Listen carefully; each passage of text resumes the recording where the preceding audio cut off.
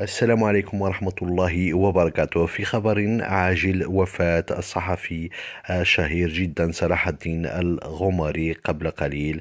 الصحفي المشهور جدا في القناة الثانية، خصوصا في فترة الجائحة، جائحة كورونا، حيث نشر فؤاد العزوزي هو صحفي كذلك في القناة الثانية في مدينة الحسيمة، هو مراسل في مدينة الحسيمة. نشر هذه التدوينة قبل قليل عن خبر وفاة صلاح الدين الغمري. الأسباب مجهولة، لا نعرف السبب، سبب الوفاة بعد، لكن ما يسعنا إلا قول إنا لله وإنا إليه راجعون.